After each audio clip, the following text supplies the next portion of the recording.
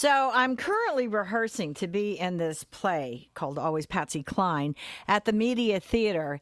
And I keep wondering, how the heck did I get myself involved in this? I'm not an actress. I can't memorize. I get nervous when I have to go up in front of people. And it got me to thinking about how it's often presumed that because you're a DJ, you can do all kinds of things that we are totally not trained for. So I'm going to call this on the record. I didn't sign up for this. To give a little backstory, I think I'm probably speaking for most of my cohorts here, certainly at MGK, but most DJs who are in my age bracket, you know, those of us who started in radio, say back in the 70s, that we got into it initially for the music. A lot of us came from college radio. We had great album collections. We knew a lot. We were very interested in the players and their history and connecting the dots and anticipating what was ahead for these artists. And don't get me wrong. There were certainly those, my ex-husband, who got into it right from the get-go for the entertainment value, for being able to perform in a medium where they could create theater of the mind. But I'd have to say, for the most part, most of us were happy being the unseen voice, talking about something that we personally loved. You know, there's that old saying, you've got a face for radio, which I don't think is really fair, but many of us were and are still happy enough, not being seen as we perform our job all the time. Well, turns out when you're in radio, it's just sort of, again, presumed that you have all kinds of talents that you didn't necessarily train for.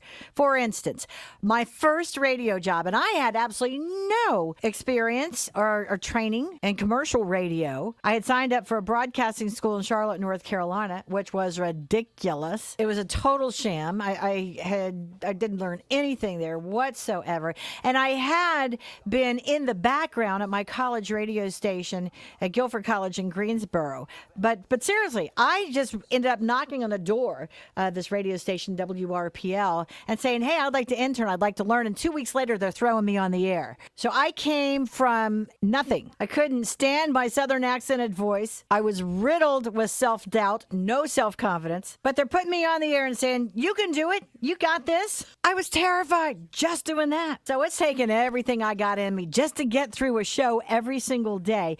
And then this enterprising salesperson, and oh, aren't they always, comes up with this idea. And now this is the mid to later part of the 70s. He's going to market me as Debbi the Disco Queen and farm me out to different club events. So many things wrong with this scenario. First of all, although I didn't hate it, I didn't really know a whole lot about disco music.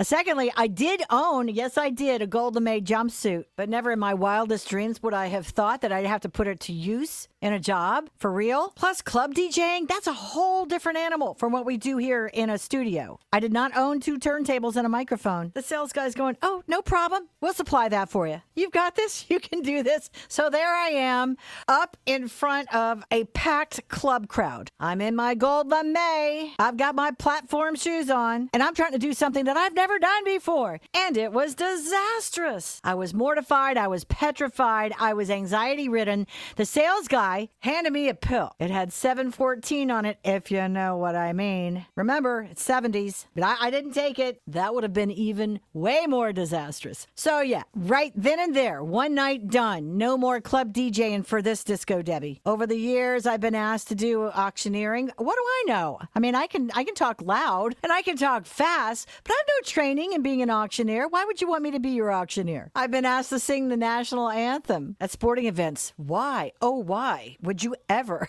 Have you ever heard me sing? You do not want me singing anything at your sporting events or any events. Now, don't get me wrong. There have been some really fun things that have come along the way that I never in a million years would have dreamed of doing, like the time that I was sitting down to Greenville, South Carolina, to the BMW plant and their racetrack so I could drive a car at speeds at 155 miles per hour. Are they sure they want to do that? Kind of scary, kind of fun. But again, there's that whole thing about, well, hey, she's a DJ. Let's throw her in a car and let her go fast. Anyway, I guess my point is that a lot of interesting propositions come our way because we are DJs. But it doesn't necessarily mean that we are qualified to do everything that comes our way. Although I have to admit that I have actually been able to cross off bucket list items that I didn't even know were on my list list before, like being in this play at the Media Theater.